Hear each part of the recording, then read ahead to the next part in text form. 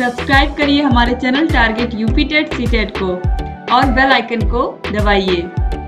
Hello दोस्तों, मैं आनंद स्वागत करता हूं आप सभी का आपके अपने चैनल और app target UP TET CTET में। दोस्तों, मैं आपको डीएलएड 4th सेमेस्टर गणित विषय पढ़ा रहा हूं और इसमें देखिए सब कुछ आपका लगभग कंप्लीट हो गया है। बस चक्रीय बिंदु और चक्रीय चतुर्भुज आपको पढ़ना है। और आज आपका जो सिलेबस है वह आप कॉन्सेप्ट समझ के खत्म कर लोगे और नेक्स्ट क्लास में हम लोग प्रैक्टिस कर लेंगे और साथ ही साथ आपका सिलेबस जो होगा वह खत्म हो जाएगा। ठीक है, तो बस इससे पहले देखिए, इससे पहले की बात करूं मैं तो आपको देखिए चैप्टर 8 आप पढ़ रहे हैं। इससे पहले 7 चैप्टर मैंने पूरे आपको पढ़ा दिए हैं, प्रैक्टिस करा दिए हैं। इससे पहले क्लासेस अगर आपने नहीं देखी है तो नीचे डिस्क्रिप्शन में आपको मैथ के सामने वाला लिंक जो मिल जाएगा उस पर क्लिक करिएगा। उस पर आप क्लिक करेंगे तो वह प्लेलिस्ट का लिंक है, वहां से आपको सब कुछ देखने को मिल जाएगा। सारी क्लासेस, सारे प्रीवियस ईयर क्वेश्चन पेपर, राजन पॉन सीरीज सॉल्व, ये सारी चीजें आपको देखने को मिल जाएंगी। ठीक है, तो अब आज के क्लास में जो आपको पढ़ना है उस पे हम लोग फोकस करते हैं। देखिए, चक्रीय बिंदु तथा चक्रीय चतुर्भुज, cyclic point and cyclic quadrilaterals. पहले समझिए कि चक्रीय बिंदु क्या होता है, साइक्लिक पॉइंट जिसे इंग्लिश में कहते हैं। तो जो बिंदु एक ही वृत्त पर स्थित होते हैं उन्हें चक्रीय बिंदु कहते हैं। अब कोई बिंदु ऐसा है कि सर्कल के परिधि पे स्थित है तो उसे हम क्या कहेंगे, चक्रीय बिंदु कहेंगे। और इसी तरीके के कई सारे बिंदु एक ही वृत्त पे अगर स्थित हों तो उन्हें क्या कहेंगे, चक्रीय बिंदु कहेंगे। ठीक है, तो जैसे यहाँ पे बिंदु ए जो है वह इस वृत्त के परिधि पे स्थित है। इसी तरीके से आप देखेंगे तो बी पॉइंट जो है, सी पॉइंट जो है, डी पॉइंट जो है और ई पॉइंट, ये सब क्या है, ये सब वृत्त के परिधि पे स्थित हैं। तो इस तरीके से क्या कह सकते हैं, A B C D E चक्रीय बिंदु है। ठीक है, तो जो भी बिंदु वृत्त के परिधि पे स्थित होते हैं उन्हें हम चक्रीय बिंदु कहते हैं, साइक्लिक पॉइंट कहते हैं। पॉइंट नाम में है ही, बिंदु नाम में है ही। तो जो चक्र मतलब क्या, चक्र किस शेप का होता है, वृत्त के शेप का होता है। तो वृत्त की परिधि पे जो बिंदु स्थित होते हैं उसे चक्रीय बिंदु कहते हैं। अब इसके बाद देखिए चक्रीय चतुर्भुज। चक्र का मतलब आप समझिएगा वृत्त और चतुर्भुज। तो वृत्त और चतुर्भुज, ऐसा चक्रीय चतुर्भुज किसे कह रहे हैं हम लोग, साइक्लिक क्वाड्रिलेटरल किसे कहते हैं। तो देखिए, यदि किसी चतुर्भुज के चारों शीर्ष, जिसे इंग्लिश में वर्टेक्स कहते हैं, एक ही वृत्त पे हो तो वह चतुर्भुज चक्रीय चतुर्भुज कहलाता है। कोई चतुर्भुज ऐसा है जिसके जो चारों शीर्ष हैं, चारों कोने जहां भुजाओं के मिलते हैं, ए बी सी डी, यह किसी वृत्त के चक्रीय बिंदु हैं। तो इनको हम लोग क्या कहेंगे, इसको हम कहेंगे चक्रीय चतुर्भुज। ठीक है, चारों शीर्ष अगर किसी वृत्त के परिधि पे स्थित हैं तो उसे हम कहेंगे चक्रीय चतुर्भुज। वृत्त के 4 बिंदुओं एबीसीडी को मिलाने से एक चतुर्भुज एबीसीडी बनता है जो कि एक चक्रीय चतुर्भुज होगा। ठीक है, तो यदि किसी चतुर्भुज के चारों शीर्ष एक ही वृत्त पर हो तो वह चक्रीय चतुर्भुज कहलाता है। आप समझ गए, आप एक ही कंडीशन है कि ये जो चारों वर्टेक्स होते हैं चतुर्भुज के, यह वृत्त के परिधि पे स्थित होने चाहिए। ठीक है, अगर कोई एक भी नहीं स्थित होगा, मान लेते हैं डी पॉइंट कहीं यहाँ पे होता, ये इस तरीके से चतुर्भुज बन रहा होता, तो ये चक्रीय चतुर्भुज नहीं कहलाता। चारों जो शीर्ष होने चाहिए वह वृत्त की परिधि पे होने चाहिए। ठीक, तो चक्रीय चतुर्भुज आप समझ गए। अब चक्रीय चतुर्भुज की प्रॉपर्टीज क्या होती हैं, इसकी विशेषता क्या होती है। ठीक है, तो जैसे हर एक इंसान की अपनी विशेषता होती है, वैसे हर एक आकृति की, जैसे चतुर्भुज में आपने पढ़ा था सभी चतुर्भुज की विशेषताएं, चाहे आपने वर्ग पढ़ा, आयत पढ़ा, समलंब चतुर्भुज पढ़ा, आपने समांतर चतुर्भुज पढ़ा, तो इनकी विशेषताएं आपने पढ़ी थी। वैसे यहाँ पे चक्रीय चतुर्भुज की जो विशेषता होती है वह मैं यहाँ पे आपको बता रहा हूं। तो देखिए, एक चक्रीय चतुर्भुज के जो सम्मुख कोणों का योग होता है वह 180 अंश होता है, या इसी को कहें तो संपूरक कोण होते हैं। तो संपूरक कोण किसे कहते हैं, जिन दो कोणों का योग 180 अंश होता है उनको हम संपूरक कोण कहते हैं। तो इस तरीके से लिख सकते हैं कि जो चक्रीय चतुर्भुज के सम्मुख कोण होते हैं वह संपूरक कोण होते हैं। जैसे यहाँ पे ये जो कोण ए है इसका सम्मुख कोण कौन सा होगा, इसके सामने स्थित कोण, तो इसके सामने कौन सा है, कोण सी। तो इस तरीके से कोण ए और कोण सी का जो योग होगा वह 180 अंश होगा। इसी तरीके से कोण बी और कोण डी का जो योग होगा वह कितना होगा, यह भी 180 अंश होगा। ठीक है, तो इस तरीके से आप समझ पा रहे होंगे एक चक्रीय चतुर्भुज की प्रॉपर्टी क्या हो गई, उसका विशेषता क्या हो गया, उसके सम्मुख कोण जो होते हैं उनका योग 180 अंश होता है। इसके साथ साथ एक विशेषता और आप देखिए, जो चक्रीय चतुर्भुज होता है, किसी चक्रीय चतुर्भुज के किसी एक भुजा पर बना बहिष्कोण अंतः सम्मुख कोण के बराबर होता है। अब यहाँ पे देखिए आप एक चक्रीय चतुर्भुज ABCD देख पा रहे हैं। अब एक भुजा को अगर हम बढ़ा दें, जो BC भुजा है इसको E बिंदु तक बढ़ा दें, तो ये जो बाहर का कोण, बहिष्कोण मैंने आपको बताया, तो ये जो बाहर का कोण बन रहा है यहाँ पे कोण DCE, यह बराबर होगा किसके, अंतः सम्मुख कोण के।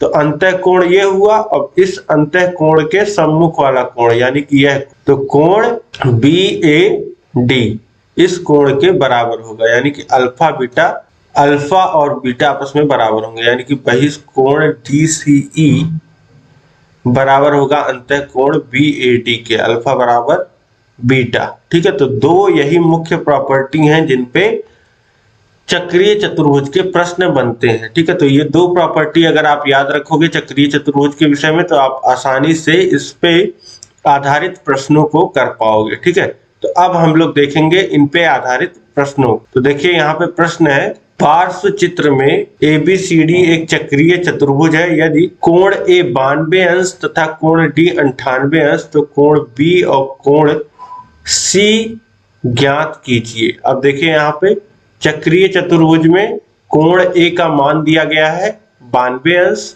और कोण D का मान दिया गया है 98 अंश।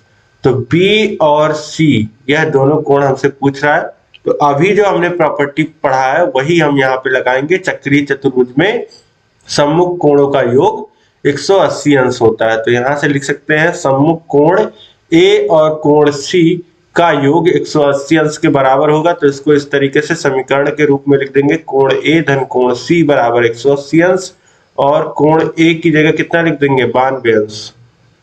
92 अंश उधर चला जाएगा, घट जाएगा, तो कोण C बराबर हो जाएगा 180 माइनस 92, यानी कि कितना आ जाएगा, 88 अंश आ जाएगा। ठीक, इसके बाद इसी तरीके से इसी नियम से कोण B और कोण D का योग कितना होगा, 180 अंश होगा, तो कोण B बराबर कितना आ जाएगा, कोण D का मान 98 अंश है, 98 अंश घटा देंगे तो कितना बचेगा, 82 अंश। कोण B का मान कितना हो जाएगा, 82 डिग्री, और कोण C का वैल्यू निकालना हमने 88 डिग्री। ठीक है, तो इस तरीके से बहुत ही आसानी से आप निकाल सकते हैं। प्रश्न आपको दिया है, चित्र दिया है, कोण बस निकालना था।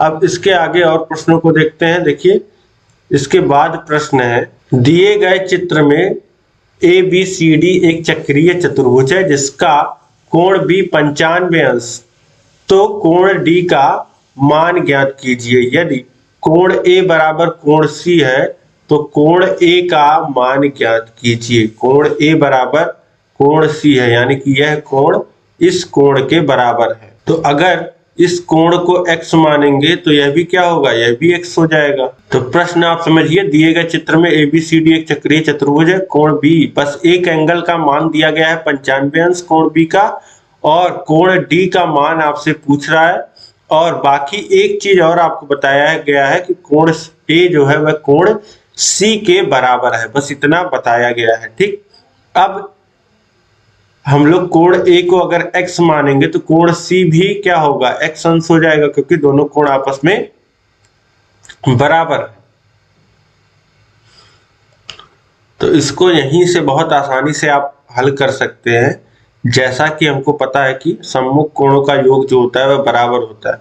तो यहां से लिख सकते हैं कोण A धन कोण C बराबर कितना होगा, 180 अंश। कोण A का मान है x अंश, C का मान है x अंश, बराबर 180 अंश, 2x बराबर हो जाएगा 180 अंश के। x बराबर हो जाएगा 90 अंश के। ठीक, तो ये देखिए a और c ये कितने आ गए, 90 अंश के आ गए। और इसके बाद कोण d का मान आपसे पूछ रहा है, तो कोण d और कोण b का योग कितना होगा, 180 अंश होगा। एक कोण दे दिया गया है 95 अंश, तो दूसरा कितना होगा, दूसरा हो जाएगा 85 अंश। कोण d का मान जो आ जाएगा वह 85 डिग्री आ जाएगा। ठीक है, तो इस तरीके से बहुत ही आसानी से इसको भी आप हल कर सकते थे। इसके बाद अगला प्रश्न हम देखेंगे। अगला प्रश्न, अब इस तरीके के ही प्रश्न रहेंगे आपके। अब इसके बाद हम नियम देखेंगे, एक नियम जो वृत्त में लागू होता है। ठीक है, जिसके मदद से हम प्रश्नों को हल कर पाएंगे। ठीक है, तो ये कहता है कि एक ही वृत्त खंड के जो कोण होते हैं वह बराबर होते हैं। एक ही वृत्त खंड, अब वृत्त खंड आप समझिए, तो देखिए ये एक जीवा हो गई वृत्त की। ठीक है, ये ए बी यहाँ पे क्या है, वृत्त की जीवा है, एक कॉर्ड है। जैसे एक वृत्त हमने बनाया और उसके बाद एक जीवा खींच दी, इस तरीके से एक जीवा खींच दी, तो यह वृत्त आपको क्या लग रहा है, अब दो भागों में बट गया। तो इसी तरीके से इसको ऊपर वाले को दीर्घ वृत्त खंड कह देते हैं, इसको लघु वृत्त खंड कह देते हैं। यानी कि यह दो वृत्त खंडों में बट चुका है। अब इसके बाद क्या कहेंगे, अब यहीं से कहना है कि कोई एक बिंदु परिधि पे ले लीजिए जिसपे कोण यह जो वृत्तखंड, इसी वृत्तखंड में या इस जीवा को ए बी नाम दिया जाए, तो इसी जीवा के द्वारा इस परिधि पे जो बना कोण है किसी बिंदु ए पे, सॉरी ए बी तो हमने ले लिया है, ये कोई बिंदु सी हो गया। ठीक, किसी बिंदु सी पे और फिर इसी ए बी जीवा के द्वारा किसी बिंदु डी पे ये जो बने कोण होते हैं, ये जो सी पे बन रहा है कोण और ये जो डी पे बन रहा है कोण, इसे हम लोग क्या कहते हैं, ये इनकी प्रॉपर्टी क्या होती है, ये आपस में बराबर होते हैं, क्योंकि एक ही वृत्त खंड में बने कोण है ये, या एक ही जीवा के द्वारा एक ही वृत्त खंड में आंतरित कोण है। ठीक है, तो इस तरीके से आसानी से आप लिख सकते हैं कि एक ही वृत्तखंड के कोण बराबर होते हैं। ठीक है, तो जहां भी आप देखेंगे आपको क्या देखना है, बस जो जहां से कोण बन रहे हैं उस जीवा को आपको देखना है। अगर एक ही जीवा के द्वारा एक ही वृत्तखंड में ये कोण बन रहे हैं, तो बस आपको ये देखना है कि कोण से निकलने वाली जो रेखाएं हैं वह उसी बिंदु पे मिल रही हैं जहां पे इस कोण सी से निकलने वाली रेखाएं मिल रही हैं। ठीक है, तो ये क्या हो जाएगा, ये कोण आपस में बराबर हो जाएंगे। अब इसके बाद अगला नियम देखिए। अगला नियम है अर्धवृत्त में परिधि पे बना कोण समकोण होता है। अर्धवृत्त में मतलब आधा वृत्त में, यानी कि ये जो केंद्र O है, ठीक है, आधा कब होता है वृत्त, जब एक व्यास जो होती है वह पूरा पूरा काटता है। ठीक है, तो ए बी क्या है, व्यास है, और व्यास वृत्त को बराबर दो भागों में बांट दीजिए। ठीक है, और बराबर दो भागों में जब आपने बांट दिया तो इस आधे वृत्त में, ठीक है, इस व्यास द्वारा अर्धवृत्त में जो बना कोण होता है वह समकोण होता है, यानी कि 90 अंश का होता है। ये जो परिधि पे बन रहा है कोण व्यास के द्वारा अर्धवृत्त में, वह क्या कहलाता है, वह समकोण होता है। ठीक है, तो जहां भी आप देखेंगे कोई कोण अर्धवृत्त में बन रहा है, यानी कि व्यास के द्वारा परिधि पे आंतरित हो रहा है, तो वह कोण क्या कहलाएगा, वह कोण समकोण होगा। यानी कि यहाँ पे कोण सी का मान कितना हो गया, कोण सी का मान हो गया 90 अंश। इसके बाद देखिए अगला प्रश्न इन्हीं दोनों नियमों पे आधारित आपको देखने को मिलेगा। यहाँ पे चित्र में त्रिभुज ABC एक समबाहु त्रिभुज है तथा कोण जो DE वृत्त पे दो बिंदु हैं। कोण BEC तथा कोण BDC के मान ज्ञात कीजिए। देखिए यहाँ पे चित्र दिया गया है। ठीक है, चित्र में क्या कह रहा है, ABC, यह आपको एक त्रिभुज दिख रहा है, यह एक समबाहु त्रिभुज है। अब समबाहु त्रिभुज क्या होता है, जिसकी तीनों भुजाएं, यानी कि AB बराबर है BC के और BC बराबर है CA के, ये तीनों भुजाएं जो है वह बराबर हैं। ठीक, तथा कह रहा है डी और ई वृत्त पे दो बिंदु हैं, यानी कि ये डी पॉइंट और ई पॉइंट ये दोनों वृत्त पे बिंदु है। अब कोण डी, कोण बीईसी, बीईसी बी पॉइंट से निकलने वाला और फिर बाद ई और सी, यानी कि यह कोण पूछ रहा है, तथा बीडीसी, बीडीसी यानी कि यह कोण का मान पूछ रहा है। ठीक है, अब इसको देखिए किस तरीके से सॉल्व करेंगे। समबाहु त्रिभुज अगर आपने पढ़ा है प्रॉपर्टी, समबाहु मतलब तीनों भुजाएं बराबर, समबाहु त्रिभुज कौन सा है, ए बी सी।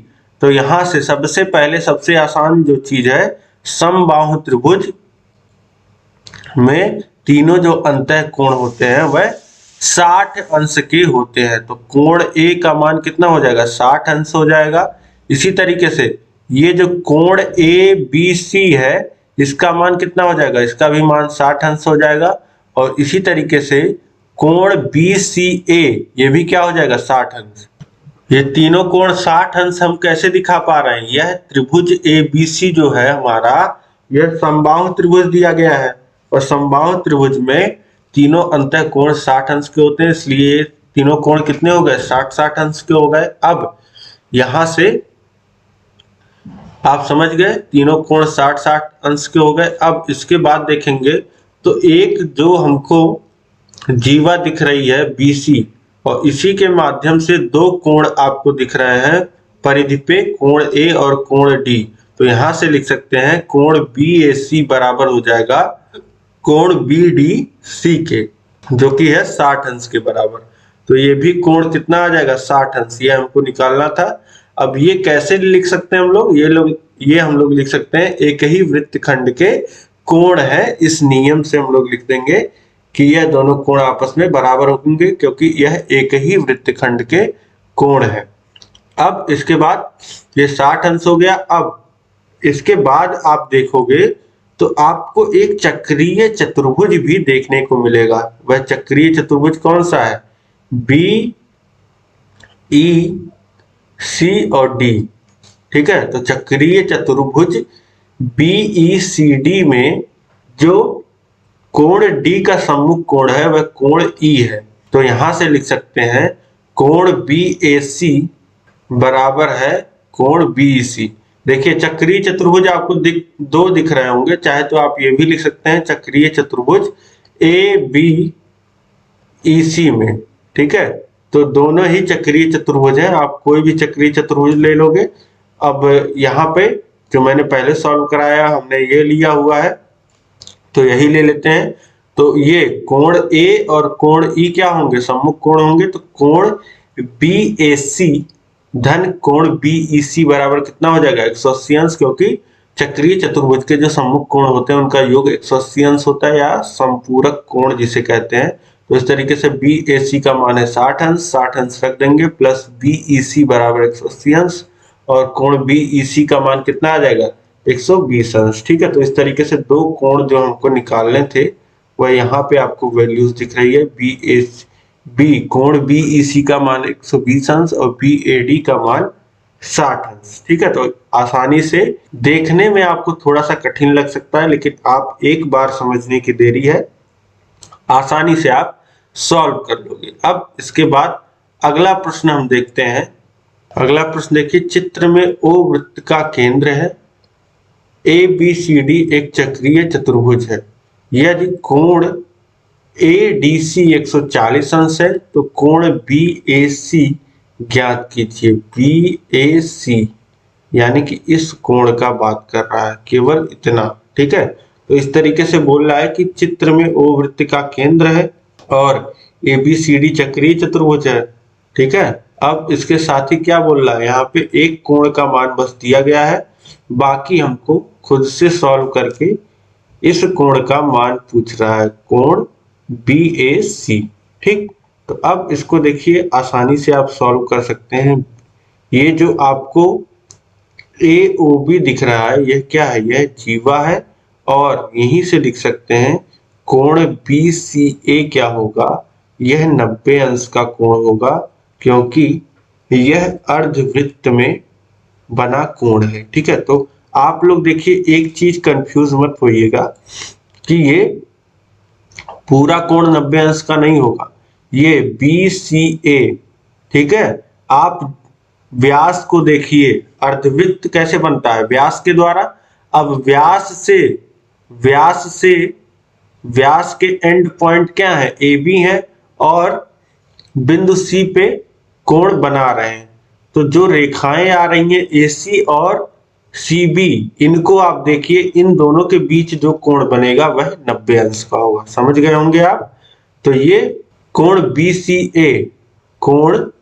BCA ये क्या होगा, 90 अंश का कोण होगा, क्योंकि अर्धवृत्त में बना हुआ कोण है, ठीक है।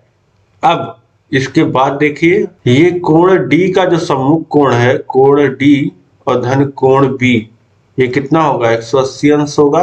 तो यहां से कोण B कितना हो जाएगा, 40 अंश का हो जाएगा, क्योंकि 140 है, ये 40 अंश हो गया। अब इसको हम लोग निकाल सकते हैं, कोण CAB, तीनों अंत कोणों का योग 180 अंश होता है। तो ये कितना आ जाएगा, 180 माइनस 130 यानी कि 50 अंश। इसका मान कितना आ गया, 50 अंश आ गया। अब इसके बाद सॉल्व करते हैं। इसके बाद देखिए, हमको सॉल्व भी नहीं करना है, क्योंकि कोण BAC इसी का मान पूछ ही रहा था। तो ये कोण हमारा निकल गया, BAC लिखा हुआ है इसको, 50 अंश, यही वाला कोण हमसे पूछा जा रहा था। तो बहुत ही आसानी से हम क्या कर सकते हैं, इसको निकाल सकते हैं, ठीक है। इस तरीके से लिखना है, आप लिखना भी समझ लीजिए। चतुर्भुज में, चतुर्भुज ABCD चक्रीय चतुर्भुज है, तो यहाँ से ये जो कोण आ जाएगा 40 अंश का आ जाएगा। इसके बाद 90 अंश का कोण आ जाएगा अर्धवृत्त से, और फिर त्रिभुज के तीनों अंत कोणों से आ जाएगा 50 अंश, ठीक है। तो इस तरीके से आसानी से आप निकाल सकते हैं, ठीक है, इस प्रश्न को हल कर सकते हैं। अब इसके बाद नेक्स्ट क्वेश्चन देखिए प्रश्न दिया है, चित्र में O वृत्त का केंद्र है, AOB वृत्त का व्यास है, यदि कोण CAB 60 अंश है और कोण ABD 40 अंश है, तो कोण CAD और कोण DBC ज्ञात कीजिए।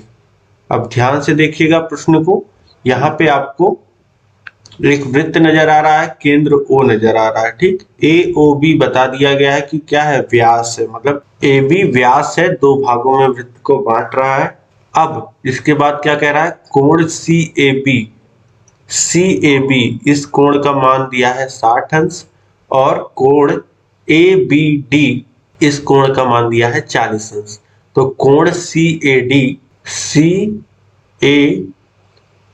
मतलब यह कंप्लीट, इसका मान पूछ रहा है, और कोण DBC यानी कंप्लीट, इसका मान पूछ रहा है, ठीक है। तो कैसे निकालेंगे देखिए, अब यहाँ पे जब इसने बोल दिया कि AOB व्यास है, तो ये AB द्वारा अर्धवृत्त में बना कोण है, ये कोण C जो है, कोण ACB जो है, यह 90 अंश का हो जाएगा। और इसी तरीके से नीचे वाले में यह कोण ADB, यह क्या हो जाएगा, 90 अंश का हो जाएगा। तो ये कोण 90 अंश का हो गया, और यह भी कोण कितना हो गया, 90 अंश का हो गया। अब ऊपर और नीचे त्रिभुज पकड़िए आप, तो त्रिभुज ABC में अगर देखा जाए, ऊपर जो त्रिभुज बन रहा है ABC, इसमें तीनों अंत कोणों का योग जो होगा कितना होगा, 180 अंश होगा, आपको पता है। तो 90 और 60 जोड़ देंगे, 150 हो जाएगा, तो बचा 30 अंश, यानी कि कोण ABC जो हो जाएगा वह कितना हो जाएगा, वह हो जाएगा 30 अंश का। ये कोण हो गया 30 अंश का, और ये कोण कितना नीचे वाले त्रिभुज में आई है, तो त्रिभुज ABD, फिर लिखेंगे त्रिभुज ABD में तीनों अंत कोणों का योग कितना हो जाएगा, 180 अंश, यानी कि यह कोण निकाल लेंगे, 90 और 40 करेंगे और 180 में से घटा देंगे, 90 और 40 जोड़ लेंगे, 180 में से घटा देंगे, तो कितना मिल जाएगा, 50 अंश। ये कोण आ गया 50 अंश का। समझ में आ रहा होगा आपको कहां से आ रहा है, ठीक है। तो अर्धवृत्त में बना कोण 90 अंश का होता है, यहां से हमने इन दोनों कोणों को ले लिया। अब हम त्रिभुज के अंत कोणों का योग 180 अंश होता है, इस नियम को लगा के इनको हमने प्राप्त कर लिया। अब देखिए, जो कोण हमको निकालने हैं, कोण CAD हमको निकालना है, तो ये CAD यह पूरा कोण है, ठीक है।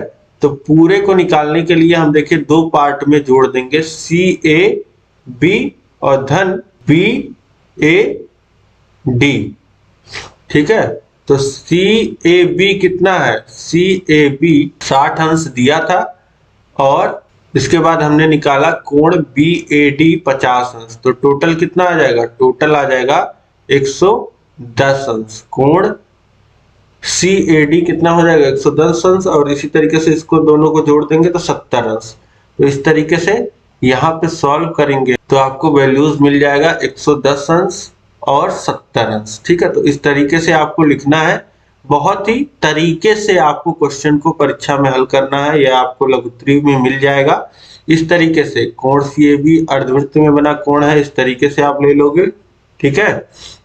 ऊपर वाले त्रिभुज में काम करोगे आप, फिर उसके बाद नीचे वाले त्रिभुज में, ठीक है। उसके बाद फिर दोनों कोणों को जोड़ के मान दिखा दोगे, ठीक है। तो इस तरीके से आपका पूरा सॉल्यूशन आ जाएगा प्रश्न का और बहुत ही आसानी से आप प्रश्न को हल कर पाओगे, ठीक है। तो उम्मीद है कि आपको ये चक्रीय चतुर्भुज के जितने भी प्रश्न हैं समझ में आए होंगे। इतने ही तरीके के प्रश्न आपके बनेंगे, ठीक है। तो चक्रीय चतुर्भुज के भी प्रश्न आप आसानी से हल कर लोगे। उम्मीद है कि यह भी क्लास जो है आपको समझ में आई होगी। कहीं कोई दिक्कत होगी तो आप मुझे कमेंट करके बताइए और इस वीडियो को अधिक से अधिक शेयर करिए अपने सभी दोस्तों में, कम से कम खास मित्रों में और सभी ग्रुपों में। देखिए यह आपका एक तरीके से लास्ट क्लास, इसके बाद एक क्लास और होने वाला है, वो मैं प्रैक्टिस कराऊंगा आपको, क्वेश्चन से प्रैक्टिस कराऊंगा, जिसमें सभी प्रश्न आपके वृत्त के, चक्रीय चतुर्भुज के, समलंब चतुर्भुज के सभी प्रश्न आपको देखने को मिलेंगे, ठीक है। तो इस तरीके से अगला जो क्लास है उसमें बहुत अच्छे अच्छे प्रश्न आपको देखने को मिलने वाले हैं प्रैक्टिस के लिए, और उसके साथ ही आपका सिलेबस समाप्त होगा। तो अब लगभग पढ़ा के तो लगभग मैंने आपका सिलेबस समाप्त ही यहाँ पे पढ़ा के समाप्त होता है, नेक्स्ट क्लास में प्रैक्टिस के साथ समाप्त हो जाएगा, ठीक है। तो उम्मीद है कि आपको सब कुछ समझ में आया होगा। जहां कहीं कोई भी दिक्कत हो आप कमेंट करके बताइए। आपको पूरा कैसा लगा पढ़ करके मेरे साथ जरूर कमेंट करके बताइए। 4th सेमेस्टर मैथ्स और ये क्लास आपको कैसी लगी कमेंट करके जरूर बताइएगा। लाइक करिएगा, शेयर करिएगा। चैनल को सब्सक्राइब नहीं किया है तो चैनल को सब्सक्राइब कर लीजिए और उसके बगल है बेल आइकन, उस पर ऑल सेलेक्ट कर लीजिए ताकि सभी नोटिफिकेशंस जो हैं आपको मिल पाए। और इसी तरीके से बने रहिए। 4th सेमेस्टर मैथ्स का जितना भी नोट्स है वह प्राप्त करने के लिए, टेस्ट आप देना चाहते हैं अपने प्रैक्टिस के लिए तो वह भी उपलब्ध है, और साथ ही साथ राजन पवन सीरीज का पूरा PDF, पूरा solution, previous year question paper, master class, यह सब सारी चीजें, सारी सुविधाएं बिना प्रचार के, बिना किसी डिस्टरबेंस के आपको 4th सेमेस्टर का पूरा सिलेबस, कहीं और नहीं जाना है, कुछ नहीं अलग से पढ़ना है।